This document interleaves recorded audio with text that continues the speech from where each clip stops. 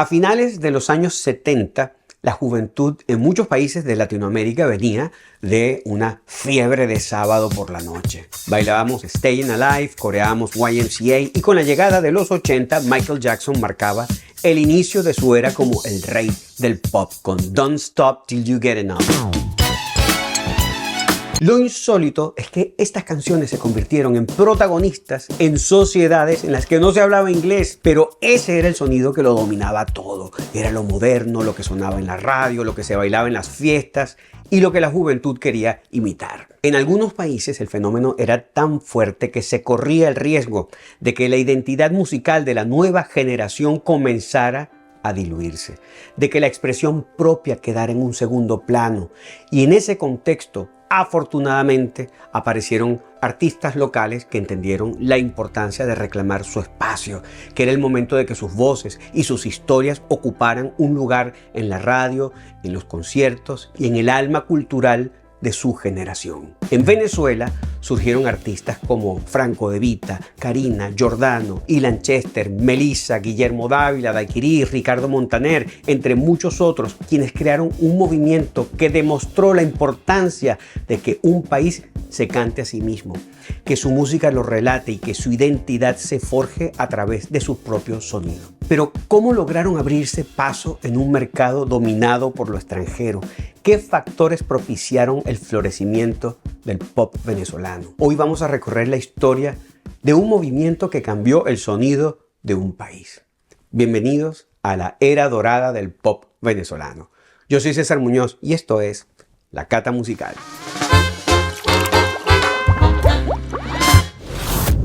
Para entender cómo el pop venezolano tomó fuerza en los años 80, primero vamos a hablar de un lugar. Un sitio que representaba el sueño de cualquier artista, el Poliedro de Caracas. Inaugurado en 1974, el Poliedro no era solo el escenario más grande del país, era el más prestigioso, pero había un problema. Los únicos que lo llenaban eran artistas extranjeros. El público venezolano enloquecía con artistas que venían de todas partes, pero hasta finales de los 70 ningún artista nacional había logrado llenar el Poliedro, hasta que llegó Frank Quintero. Cierra los ojos y con suavidad. En 1980, después de haber lanzado su disco De Noche y Con Poca Luz, Frank Quintero hizo historia al convertirse en el primer venezolano en llenar el Poliedro de Caracas, a pulso y sin la maquinaria que estaba a punto de formarse. Esto marcó un precedente muy importante. El público estaba listo para apoyar a sus artistas. Solo faltaba que la industria entendiera que había un mercado esperando por música hecha en casa. Y al final lo entendió, pero no por iniciativa propia, sino por necesidad. Venezuela estaba cambiando. Y con esos cambios, la industria musical también tuvo que adaptarse. No fue solo un factor, fueron varios elementos que, sin que nadie lo supiera en ese momento, estaban preparando el camino para la explosión del pop venezolano. En los años 70 el país vivía un momento de bonanza económica y eso se notaba en todo, incluso en la educación.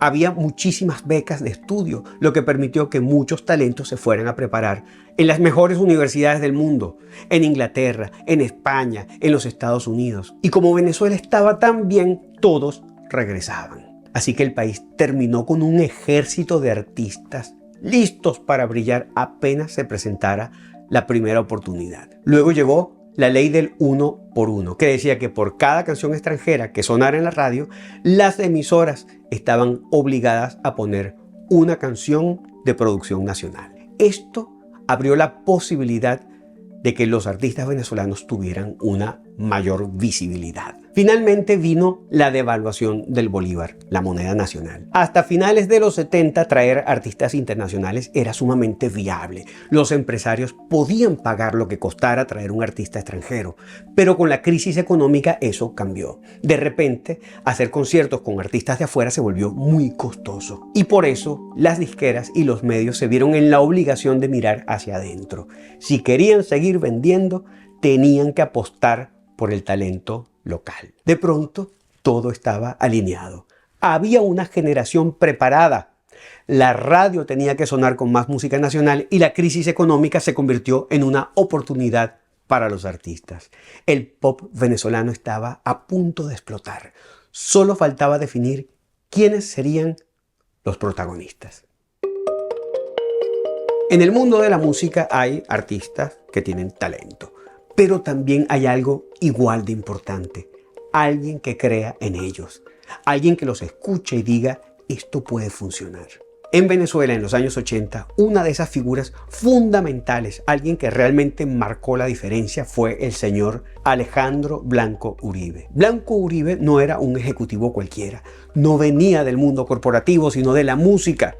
Tocó en la banda de Jerry Well, trabajó en el sistema de orquestas, hizo música para cine, entendía a los artistas porque él mismo era músico.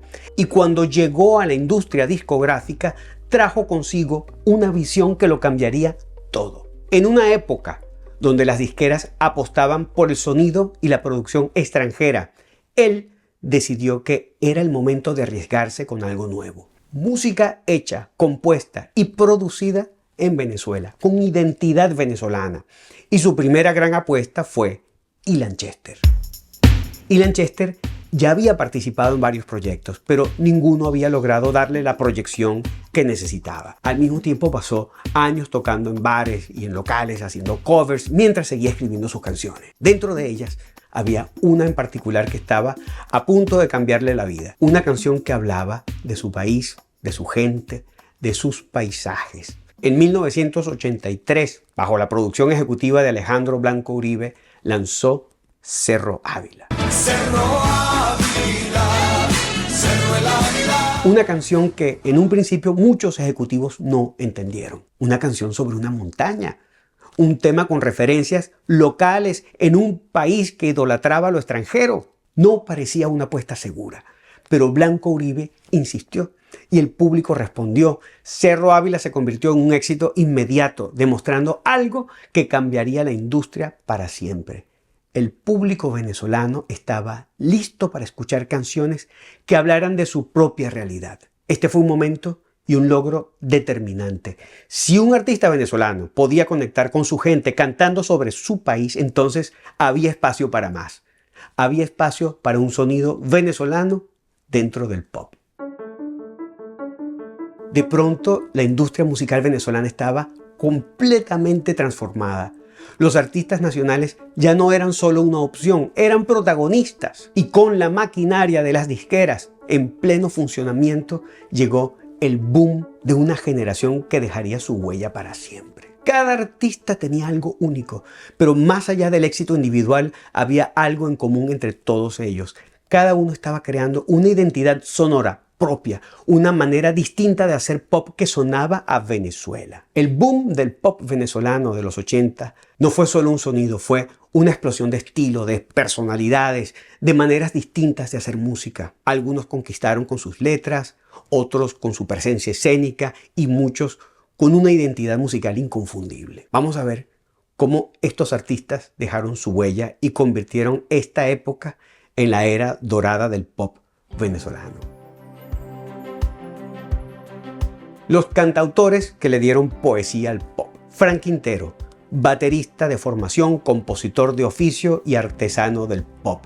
Heredero del conocimiento de las generaciones anteriores, tejió el puente entre la tradición y la modernidad e inauguró el repertorio que definiría toda una década. Ilan Chester, el músico entre los músicos que convirtió lo sofisticado en la norma, con su virtuosismo innato y su capacidad de hacer de cada canción una obra de arte. Franco De Vita, el cronista del amor, sus canciones hablaban de la vida diaria y el amor real, con melodías hermosas y sencillas, llenas de una honestidad que conectó inmediatamente con el público y lo llevó a los escenarios internacionales más importantes. Giordano, el poeta urbano con su mezcla de trova y ritmos caribeños, relató la vida en la ciudad con una sensibilidad única. Su disco negro, junto a la sección rítmica de Caracas y bajo la producción de Ezequiel Serrano, consolidó una propuesta innovadora para el sonido del pop venezolano. Guillermo Carrasco, el artista fiel a su esencia, siempre apostó por su identidad musical sin dejarse llevar por las tendencias. Jorge Aguilar,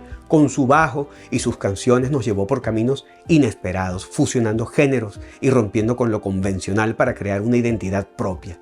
Colina, El visionario del pop fusión, uniendo el rock y el reggae, concibió una estética audaz que lo convirtió en un referente ineludible. Agni Mogollón, el trovador de la nostalgia, sus canciones capturan recuerdos y emociones con una sensibilidad única, fusionando folk, pop y rock con un instinto melódico excepcional. Fernando y Juan Carlos, un dúo donde coincidieron talento, sensibilidad y buen gusto, brillando con luz propia y dando vida a un repertorio que también encontró su voz en otros artistas. Una unión de talentos tan afortunada como irrepetible. La fuerza femenina. Melissa, coronada como la reina del rock, su voz poderosa y su presencia escénica la convirtieron en un ícono, siendo la primera mujer de producción nacional en llenar el poliedro. Kiara, con su voz privilegiada y sus interpretaciones llenas de fuerza y sensualidad, rompió esquemas y desafió los límites. Elisa Rego, con esa musicalidad refinada y su timbre inconfundible y su manera de interpretar, le dieron una personalidad única dentro de una escena llena de talento. Karina, la voz joven del pop, que de la mano del productor Rudy La Scala se convirtió en un fenómeno con su talento, su carisma y su capacidad para interpretar baladas intensas sin perder la frescura y haciendo que cada canción se convirtiera en un verdadero desahogo emocional. Luz Marina, una de las voces más elegantes de la balada pop venezolana, su interpretación de A Flor de Piel se convirtió en un clásico. Los Románticos, Ricardo Montaner, el gran baladista que logró lo que pocos: consolidar una carrera de décadas con éxito internacional duradero. Guillermo Dávila, el ídolo juvenil convertido en cantante, desde su éxito en la telenovela Ligia Helena y con una genuinidad innegociable se convirtió en un fenómeno que trascendió fronteras. Carlos Mata, carisma hecho canción, su timbre de barítono y su interpretación honesta le dieron a su música un poder magnético que conquistó desde Argentina hasta España. Los que nos hicieron bailar, Daiquiri, lograron la fusión tropical con identidad propia, un cóctel de ritmos caribeños con un sonido elegante, divertido y contagioso que se convirtió en el alma de las fiestas. Evio Di Marzo y Adrenalina Caribe, con su lírica profunda y su espíritu rebelde, convirtió la fusión de géneros en un manifiesto urbano que capturó la esencia de la calle y la identidad caribeña. Sergio Pérez, con su voz versátil y violín en mano, refinó el sonido bailable con una propuesta moderna y vanguardista. Y como rockeros prestos al pop, no podemos dejar de mencionar a la agrupación Témpano con la increíble voz de Alexis Peña, así como la legendaria banda Aditus y el cantante, compositor y guitarrista Pedro Castillo. Juntos, estos artistas hicieron del pop venezolano algo irrepetible. Una era donde la música nacional dominó la radio, la televisión y las tarimas más importantes.